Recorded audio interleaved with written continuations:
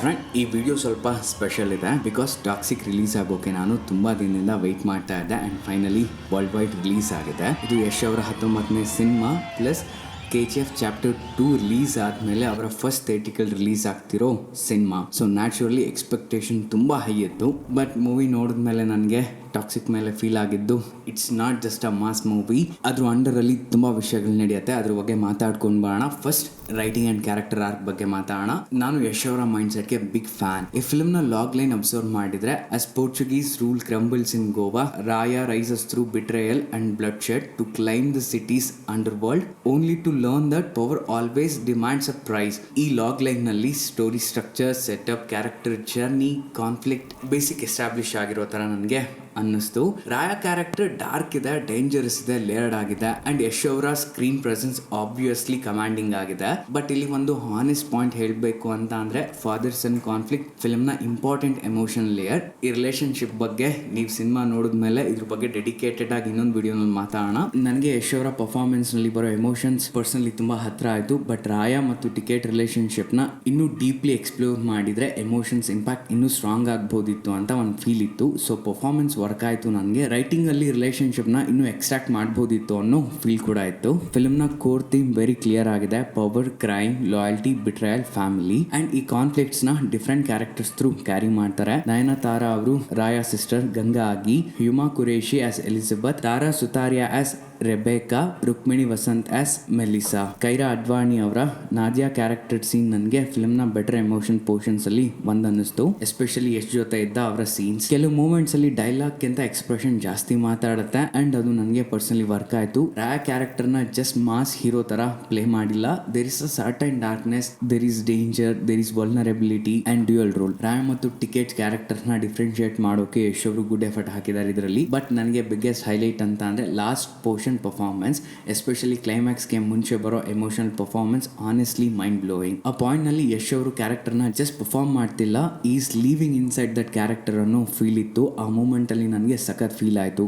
And finally climax, ಇದು ನನಗೆ film ನ ಬಿಗ್ಗೆಸ್ಟ್ ಹೈಲೈಟ್ ಅಲ್ಲಿ ಒಂದು. ಬಿಕಾಸ್ ಫಿಲ್ಮ್ ಬಿಗಿನಿಂಗ್ ಇಂದ ಎಸ್ಟಾಬ್ಲಿಷ್ ಮಾಡ್ತಿರೋ idea power always demands a price, ಅದನ್ನ ಕ್ಲೈಮ್ಯಾಕ್ಸ್ ನಲ್ಲಿ ಪೇ ಆಫ್ ಮಾಡೋಕೆ ಟ್ರೈ ಮಾಡಿದ್ದಾರೆ.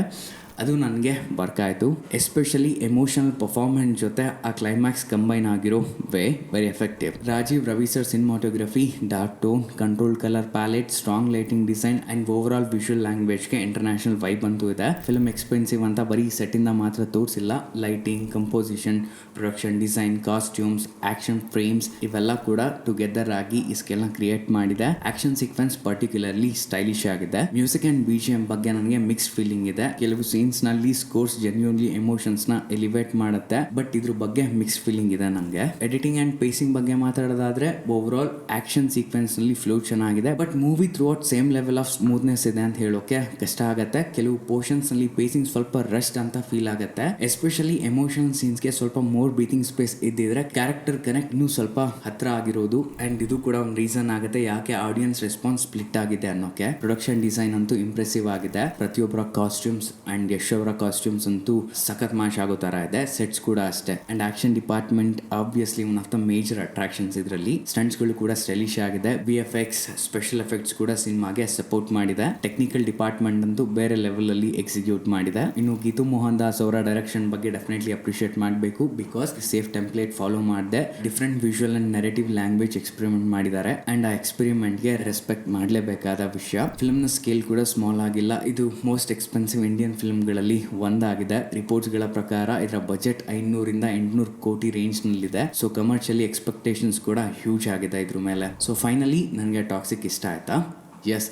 But let me be very clear, ಟಾಕ್ಸಿಕ್ನ ಪ್ಯೂರ್ ಮಾಸ್ ಸಿನಿಮಾ ಅಂತ ಎಕ್ಸ್ಪೆಕ್ಟ್ ಮಾಡ್ತಿದ್ರೆ ನಿಮಗೆ ಒಂದು ಎಕ್ಸ್ಪೀರಿಯನ್ಸ್ ಸಿಗತ್ತೆ.